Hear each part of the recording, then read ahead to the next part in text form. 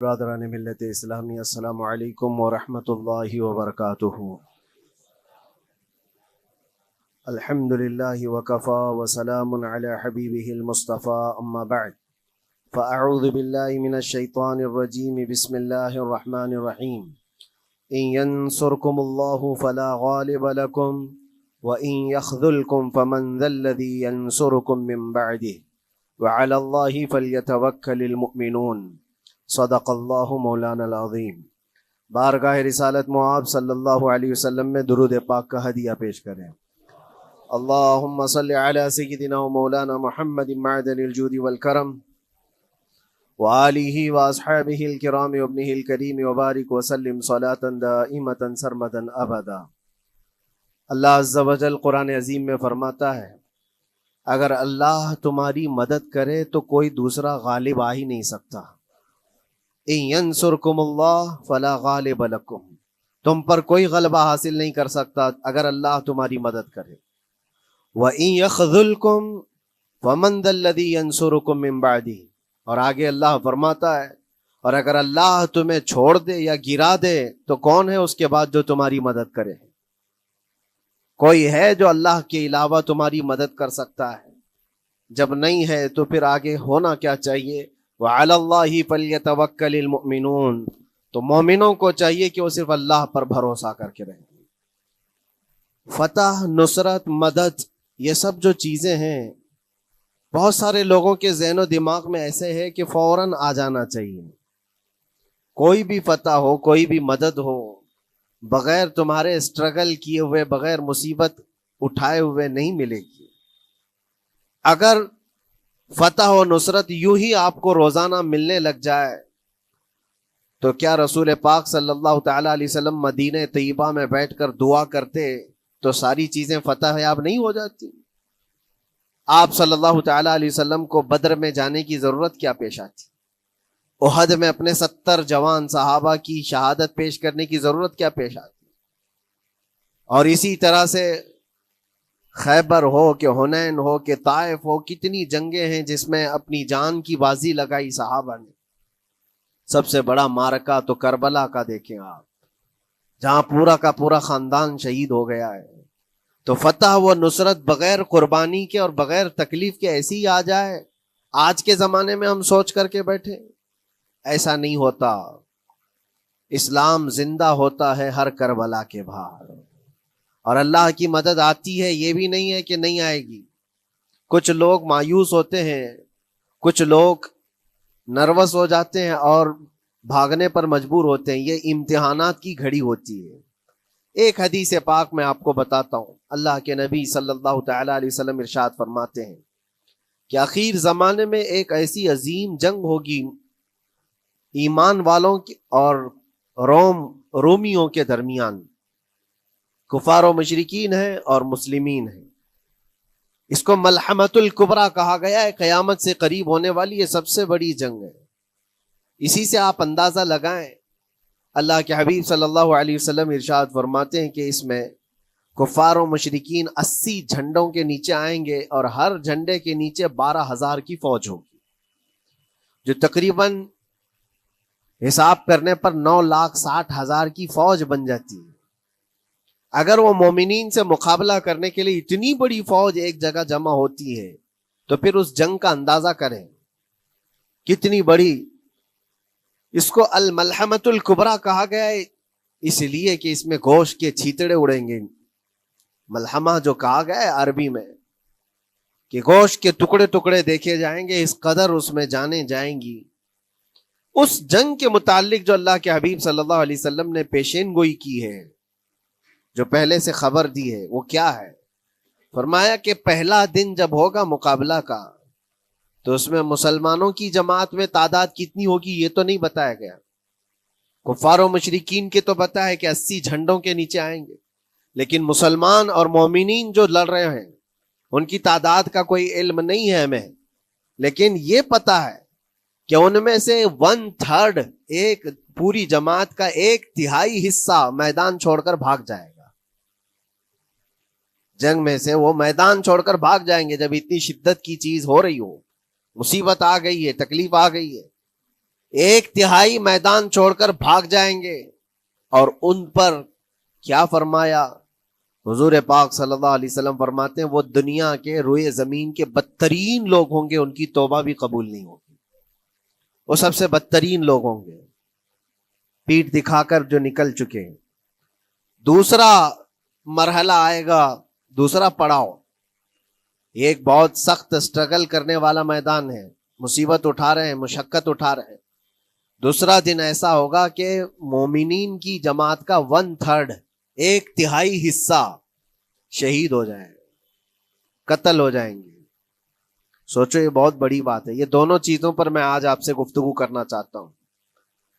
ایک تہائی حصہ میدان چھوڑ کر بھاگ جا رہا ہے اور ایک تہائی حصہ قتل ہو گیا, شہید ہو گئے. بچے کتنے ہیں؟ 1/3. لاسٹ میں ایک تہائی حصہ بچا ہے.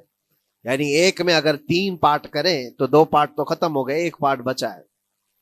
اور اللہ کے نبی صلی اللہ علیہ وسلم فرماتے ہیں اللہ رب العزت اس آخری تہائی حصے کو فتح مبین عطا فرمائے گا. فتح تو ہے ان کی, فتح ہوگی ان کی, لیکن جو حصہ بچا ہوگا وہ آخر کا 1/3 حصہ ہوگا. اب اس پر مجھے عرض یہ کرنا ہے, مومنوں کو اگر فتح دیکھنا ہے, اللہ کی نصرت اور مدد دیکھنی ہے, تو یہ 2 چیزیں تو برداشت کرنی پڑیں گی. کون سی؟ پہلی چیز اپنوں کا چھوڑ کر بھاگ جانا, اور دوسرا اپنوں کا اپنے سامنے مر جانا. یہ دونوں چیزیں ہمیں دیکھنا پڑے گا. بہت سارے ایسے ہوں گے جو چھوڑ کر جا چکے ہوں گے, دامن چھڑا رہے ہوں گے, بھاگ چکے ہوں گے, اور کچھ وہ ہوں گے جو لڑتے لڑتے اپنی جان دے چکے ہوں گے. یہ دونوں بھی بہت سخت مسئلے ہیں میرے عزیزوں. انسان کو یہ پگھلا دیتی ہیں چیزیں.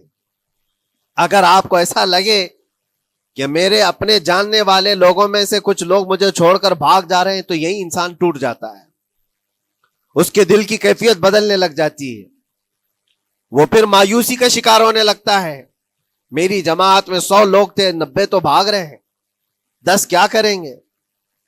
اس کا اندر سے جو عزم تھا, حوصلہ تھا, وہ ڈاواں ڈول ہونے لگ جاتا ہے. اپنوں کا چھوڑنا یہ بہت بڑی آزمائش ہوتی ہے.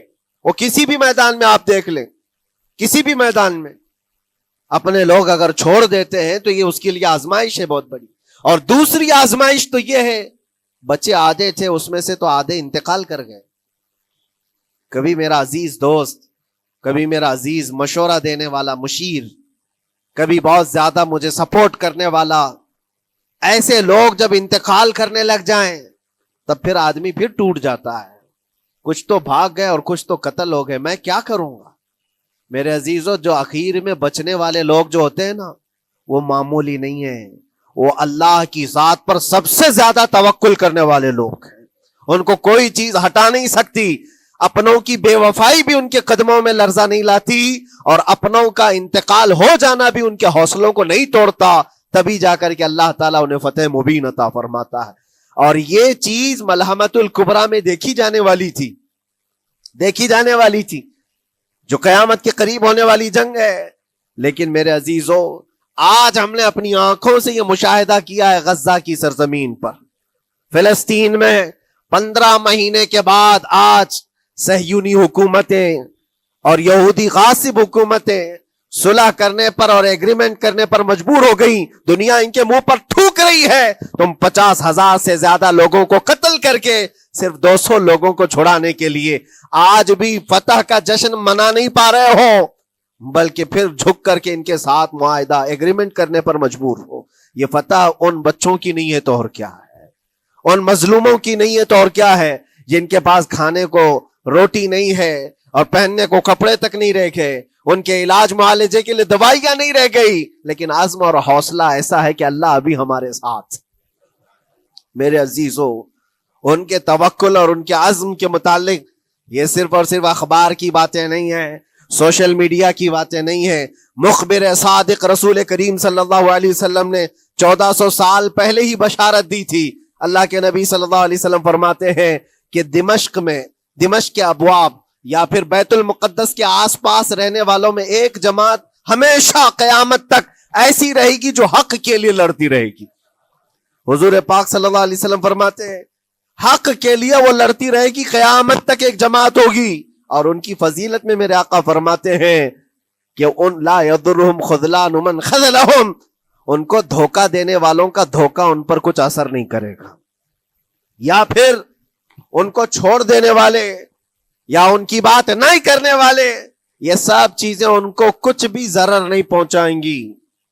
میں اس سے قبل اسی مسجد میں آپ کے پاس اس حدیث کو دہرا چکا ہوں، بیان کر چکا ہوں. اللہ کے نبی صلی اللہ علیہ وسلم فرماتے ہیں ان کو کوئی چیز نقصان نہیں پہنچائے گی، دھوکہ دینے والوں کی دھوکہ دڑی ان کا کچھ نقصان نہیں پہنچائے گی. آپ ہو سکتا ہے سوال کریں، عمارتیں ٹوٹ کر راکھ میں بدل گئی، ہزاروں بچے قبروں میں سو گئے، کتنی عورتیں بیوہ ہو گئیں، کتنوں کے گھر اجاڑے گئے، کتنوں کے ہاتھ پیر توڑے گئے ہیں، بمباری میں وہاں پر کون صحیح سلامت رہا، 2 لاکھ کے قریب لوگ متاثر ہوئے، اور مولانا آپ کہتے ہیں حضور نے فرمایا حدیث میں ان کو کچھ نقصان نہیں ہوگا. یہ نقصان نہیں ہے تو اور کیا ہے؟ ہو سکتا ہے آپ کے ذہن میں یہ سوال گردش کر رہا ہو، آپ بار بار یہ سوچ رہے ہوں گے اللہ کے نبی نے فرمایا ان کو کوئی چیز نقصان نہیں دے گی، دھوکہ دینے والوں کی دھوکہ دڑی سے ان کا کچھ بگڑے گا نہیں. اتنا تو بگڑ چکا، پورا راکھ میں بدل گئے، علاج کرانے کے لیے دوائی تک نہیں ہے، تو پھر کیا؟ اللہ کے نبی نے کیا فرمایا کہ ان کو نقصان نہیں پہنچے گا، ان کو ضرر نہیں ہوگا. پھر یہ ساری تکلیفیں اور یہ ضرر کیا ہے؟ میں بتاتا ہوں میرے عزیزوں، جسم کا نقصان، جان کا نقصان، مال کا نقصان، جائیداد کا نقصان، یہ اللہ کے نبی نے نہیں فرمایا. یہ نقصانات مومن کے لیے کوئی معنی نہیں رکھتے. اگر ایمان سلامت ہے تو پوری کائنات سلامت ہے، اور یہ اللہ تبارک و تعالیٰ نے آج تک ان کے ساتھ رکھا ہے. ان کا ایمان محفوظ ہے، ایمان موجود ہے، جس کی وجہ سے یہ سارے نقصانات کچھ معنی نہیں رکھتے. اس لیے کہ یہ تکلیفیں، یہ جو ساری مصیبتیں آئی ہیں، اس پر تو اللہ تعالیٰ نے اجر عظیم کا وعدہ فرمایا ہے، اجر عظیم کا وعدہ فرمایا ہے. ہاں اگر ایمان ہی چلا جاتا تو پھر کون سی جنت ملتی، کون سی خوشبو جنت پاتے؟ کچھ نہیں ہوتا. ایمان سلامت ہے، جس کی وجہ سے انہیں دنیا میں بھی اللہ سرخروئی عطا فرمائے گا.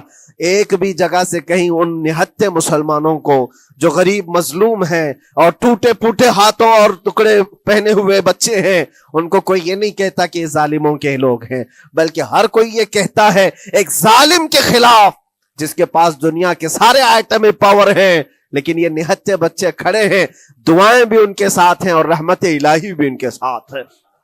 سلام ہے ان غزہ کے مظلومین کو. اور وہاں تو بچے، مرد تو مرد، عورتیں. آپ نے سنا ہوگا ان جوان لڑکیوں کا، میں نے دیکھا تھا، وہ کہہ رہی تھی کہ ہم رات کو برقع پہن کر کے اور رات کو ہم حجاب پہن کر کے سو جاتی ہیں، اس لیے کہ بمباری میں جب گھر تباہ ہو جاتے ہیں، صبح لوگ لاشیں اٹھانے آتے ہیں تو کہیں ہم بے پردہ لاشوں میں نہ مل جائیں. سلام ان بہنوں کو. آج وہ عورتیں سبق لیں ان سے جن کو اللہ نے ہر طرح کی نعمتیں دی ہے. تمہارے گھر میں جائیداد بے پناہ ہے، مال و دولت بے پناہ ہے، کپڑے روز بدلنے کے لیے تمہارے پاس ہیں، سب رکھ کر کے تم عورتوں کو، آج ہم بازاروں میں جو بے پردہ دیکھتے ہیں، یہ شادی محلات میں ہر جگہ جو عورتوں کی بے حیائی اور بے پردگی دیکھ کر پھر میں سوچتا ہوں سلام ان بہنوں کو جو موت کی رات بھی حجاب ہٹانا نہیں چاہتی، اس لیے کہ دنیا سے جائیں تو اللہ کی بارگاہ میں حجاب کے ساتھ جائیں. یہ ایمان ہو تو پھر اللہ تبارک و تعالیٰ کی مدد بھی آتی ہے، نصرت الہی آتی ہے. مجھے بتاؤ میرے عزیزوں، 50,000 کا خون کر دینے والا وہ ظالم اور غاصب اسرائیل، وہ اپنے 200 قیدیوں کو چھوڑا کیوں نہیں سکا؟ وہ حاصل کیوں نہیں کر سکا 200 لوگوں کو؟ بلکہ ان میں سے 5 لوگوں کو کیوں نہیں حاصل کر سکا؟ 50,000 کو قتل کر ڈالا، اور وہ بھی سیویلینز کو، شہریوں کو جن سے تمہارا مقابلہ ہے، ان کی موت کی تو کوئی خبر ہی نہیں آتی. جو تم سے برسر پیکار ہیں، جو لڑ رہے ہیں، ان کے موت کی خبر نہیں آتی. بچوں کی موت، عورتوں کی موت، ہاسپٹل میں موت، یہ سارا جو ناچ دیکھا گیا ہے 15 مہینے سے ہم دیکھتے آئے. لیکن افسوس اس بات کا ہے میرے عزیزوں، اللہ کا عذاب ان ظالم بادشاہوں پر بھی آئے گا جو ان کی موتوں پر دیکھ کر تماشے کر رہے ہیں. وہ اپنی عیاشیوں میں مصروف ہیں، وہ اپنے عیش قدوں میں شراب نوشی اور کباب خوری پر مصروف ہیں، اور ان بچوں کی تڑپتی ہوئی لاشوں پر وہ اپنی کرسیاں سجائے بیٹھے ہیں. وہ عرب کے ظالم بادشاہ کہاں ہیں؟ جن کے گھروں میں سونے کے ٹوائلٹ بنائے گئے ہوں، جو سونے کی کرسی پر بیٹھ کر کے حکومت اور تخت بچھاتے ہوں، میرے عزیزو ان کی بھی پکڑ آنے والی ہے، آپ انتظار کرو، کیونکہ اللہ تعالیٰ قرآن میں فرماتا ہے وَسَيَعْلَمُ الَّذِينَ ظَلَمُوا أَيَّ مُنْقَلَبٍ يَنْقَلِبُونَ، ان قریب ظلم کرنے والے یہ پہچان لیں گے کہ اللہ ان کو کس پلٹی میں گرائے گا، وہ کس پلٹی میں، کس کھائی میں جا کر کے گریں گے۔ اندازہ کرو، ظالم صرف وہی نہیں ہے جو بمباری کرتا ہے اور قتل عام کرتا ہے، ظالم وہ بھی ہے جو تماشائی بن کر کے لوگوں کا سپورٹ کرتا ہے، ان لوگوں کو سراہتا ہے جو ظلم کر رہے ہیں۔ افسوس کا مقام ہے، وہ چیختے رہ گئے، چلاتے رہ گئے ہیں، اور پھر اخیر میں وہ بچوں نے پکار کر کے یہ بھی کہا ہمیں کسی جگہ سے مدد کی امید نہیں ہے، نہ ہمارے پڑوسی ملک سے، نہ کسی بہت بڑے مسلم بادشاہ سے، ہمیں امید ہے فتح کی اور مدد کی تو پروردگار عالم سے ہے۔ اور یقیناً مومنوں کے لیے اللہ نے یہی فرمایا وَعَلَى اللَّهِ فَلْيَتَوَكَّلِ الْمُؤْمِنُونَ، اور مومنوں کو چاہیے کہ صرف اللہ ہی پر بھروسہ کریں۔ میں نے دیکھا ہے میرے عزیزو، یہ دنیا صرف اور صرف لالی پاپ پکڑا سکتی ہے تمہیں، ان کے ہاں مدد کی کوئی گنجائش نہیں ہے، یہ ہمارے ساتھ کھیلتے ہیں، ان کے دلوں کے اندر سے رحم غائب ہے، یہ بچوں کی تڑپتی ہوئی لاشوں کو دیکھ کر کوئی آواز تک نہیں اٹھاتا، جو آواز اٹھانے والا اس کو کیس کر کے بند کر ڈالیں گے۔ جو بھی اگر مظلوموں کے لیے آواز اٹھائے، ان کا پرچم لہرائے، تو کتنے تو یہاں پر FIR ہو گئے، بند کر دیے گئے۔ کیوں؟ مظلوموں کے لیے آواز اٹھانا کیا یہ ہمارا رائٹ نہیں ہے، ہمارا حق نہیں ہے؟ تم ظالموں کے لیے علل اعلان بات کر سکتے ہو، ہم مظلوموں کی بات بھی نہیں کر سکتے، کیسی بات ہے؟ میرے عزیزو، ہم جس دنیا میں جی رہے، اسی لیے میں آپ سے کہتا ہوں اٹھو، وہ گھر نہ حشر نہ ہوگا پھر کبھی، دوڑو کہ زمانہ چھال اپنی چل گیا، قوت عشق سے ہر پست کو بالا کر دو، دہر میں نام محمد سے اجالا کر دو۔ تمہارے پاس طاقت و قوت نام کی کوئی چیز ہے تو وہ ایمانی طاقت ہے، باقی کوئی چیز، کوئی طاقت و قوت تمہاری مدد نہیں کرے گی۔ وہ قوت ایمانی ہے جو بدر میں صحابہ کے ساتھ تھی، وہ قوت ایمانی ہے جو احد میں بھی صحابہ کے ساتھ تھی، وہ ایمانی طاقت و قوت کا جوش ہی ہے جو 4000 ہوتے تو 40,000 پہ بھاری ہوا کرتے تھے، وہ ایمانی طاقت و قوت ہی ہے جس پہ اللہ کی مدد اور نصرت آتی ہے۔ آج مومنو، آپ سب سے زیادہ اللہ پر توکل کرو، اللہ پر بھروسہ کرو۔ میں نے دیکھا ہے میرے اپنے معاملات میں 8 مہینے تک میں اسٹرگل کرتا رہا، پل پل دیکھتا رہا، اور ایسی زمین پر مجھے لٹایا جاتا جہاں فرشی بھی نہیں ہے، پتھروں کی زمین پر لیٹ لیٹ کر کے ہماری کمر ٹوٹنے پر آتی۔ اس وقت لوگ یہ کہتے فلاں کی طرف سے مدد آ جائے گی، فلاں کی طرف سے مدد آ جائے گی، ہم نے یہ لائن بھی لگا دی ہے، یہ سورس بھی لگا دیا ہے، ہر طرف دیکھتا رہا، اخیر میں پھر یقین ہوا مدد کہیں سے نہیں، میرے پروردگار سے ہی آئے گی۔ اللہ ہی مدد کرتا ہے مومنوں کی، بس یہ ہے کہ صبر ضروری ہے اور تھوڑی مصیبت اٹھانا ضروری ہے، اس لیے کہ مزاج ہے اسلام کا، اسلام زندہ ہوتا ہے ہر کربلا کے بعد۔ اپنی قربانیاں دو اور قربانیاں ضائع نہیں ہوتی، رنگ لائیں گی، ہماری شہادتیں رنگ لائیں گی، ان بچوں کی شہادتیں رائے گاہ نہیں جائیں گی جو 40,000 کے قریب شہید ہو چکے ہیں، وہ رنگ لائے گی۔ فتح بیت المقدس کے لیے ان کی قربانیاں، ان کی شہادتیں ایک عظیم باب بن کر کے نکلیں گی، ایک عظیم دروازہ بن کر کے نکلیں گی۔ آپ انتظار کرنا، وہ دن قریب آ رہا ہے جس کے متعلق میرے مصطفیٰ نے بشارتیں دی ہیں۔ ایک وقت وہ آئے گا جب امام مہدی کا ظہور ہوگا اور صرف پرچم اسلام لہرائے گا، وہ دن آئے گا، یہ قربانیاں ضائع نہیں جائیں گی میرے عزیزوں۔ اور اللہ کریم نے قرآن میں فرمایا، آپ لوگ ڈرتے ہوں گے مولانا پھر سے یہ ساری چیزیں بول رہے ہیں، ان کو برا لگے گا، ان کو برا لگے گا، بہتوں کو برا لگے گا، یہ میری بات نہیں، قرآن کہتا ہے وَلَوْ كَرِهَ الْكَافِرُونَ وَلَوْ كَرِهَ الْمُشْرِكُونَ۔ اللہ قرآن میں فرماتا ہے یریدون لیطفئوا نور اللہ بافواہہم، لوگ تو چاہتے ہیں اللہ کے چراغ کو اپنے منہ کے پھونکوں سے بجھا دیں،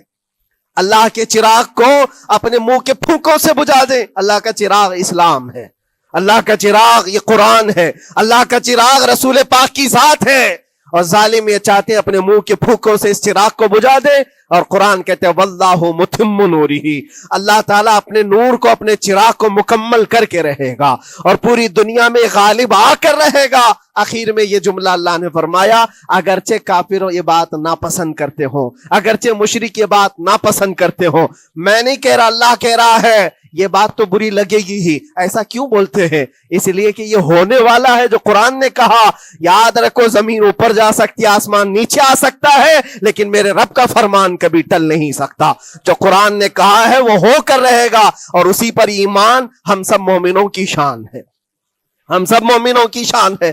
بس آپ کے لیے ذمہ داری یہ ہے، آؤ ان برائیوں کی وادیوں سے جس میں پڑے ہوئے ہو، نوجوانوں سے میں گزارش کرتا ہوں تمہاری نمازوں کا حساب کر لو، تمہارے اپنے اعمال کا حساب کر لو۔ اللہ کی مدد کو پکارتے ہو تو یقیناً اپنے چہرے صاف تو کر لو، اپنے دلوں کو پاک تو کر لو، اپنے اعمال، اپنی پیشانیوں کو مسجدوں کے سجدوں سے سجا تو لو۔ پھر مانگنے میں تمہیں ایک مزہ بھی آئے، ایک لطف بھی آئے، رحمان کی بارگاہ میں ہاتھ اٹھائیں تو آپ کو لطف بھی آئے، اپنے لیے بھی اور مظلومین کے لیے بھی مانگنے میں مزہ تو آئے۔ لیکن جب آج ہاتھ اٹھاتے ہیں تو پھر یہ دل میں بات آتی ہے فجر تو قضا کر کے سویا تھا، عشاء تو پڑھا نہیں تھا، اور میرے حالات یہ ہیں، حرام کھایا ہوا ہے، کسی کا مال غصب کیا ہوا ہے۔ ان تمام معاملات کو لے کر کس طرح سے ہاتھ اٹھاؤ گے اللہ کی بارگاہ میں؟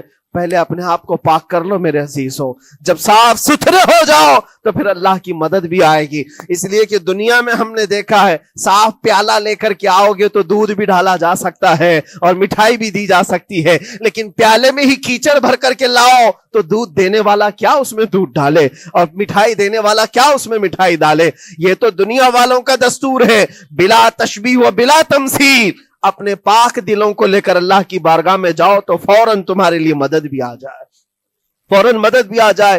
اللہ کریم ان غزہ کے نہتے اور مظلوم مسلمانوں کی فتح کو سدا قائم و دائم رکھے، اور ان کے ٹوٹے پھوٹے بکھرے گھروں کو اللہ تعالیٰ پھر سے آبادی عطا فرمائے، ان کے کمزوروں کو مولا طاقت و قوت عطا فرمائے، ان کے شہیدوں کو مولا اجر عظیم نصیب فرمائے، ان کی بیواؤں کو مولا صبر جمیل عطا فرمائے، ان کے یتیموں کو مولا طاقت و قوت عطا کرے، ان کی مسجدوں کی آواز اور ان کی گونج کو مولا پھر سے بلندی عطا فرمائے، اور ان کے صبر اور ان کے استقامت اور ان کے حوصلے کو مولا پورے دنیا کے مومنین کے دلوں میں قائم عطا فرمائے۔ ان کے ہر طرح کے حوصلے، ان کے صبر اور ان کے مجاہدانہ استقلال کو مولا ہم سب کے لیے ذریعے نجات عطا فرمائے۔ ہماری نسلوں کے لیے اللہ تعالیٰ ایک سبق آموز حکایت عطا فرمائے۔ مولا کریم تیرے دربار میں دعا ہے ہم سب کو بزدلوں کی جماعت سے نجات عطا فرما۔ مولا ہم کو منافقین اور مشرکین اور کافرین کے وسوسوں اور ان کے تمام فتن و شرور سے محفوظ فرما دے۔ ہم سب کو ظالموں کے ظلم سے بچا، فتینوں کے فتنے سے بچا، شرین کے شر سے بچا، حاسدین کے حسد سے بچا، جلنے والوں کی جلن سے محفوظ فرما۔ خدایا قدیر و جبار آخری سانس تک ہمارے ہاتھوں کو غیروں کے سامنے پھیلنے سے محفوظ فرما دے۔ تو اپنا اور اپنے حبیبوں کا محتاج بنائے رکھ۔ وآخر دعوانا ان الحمدللہ رب العالمین۔ السلام علیکم۔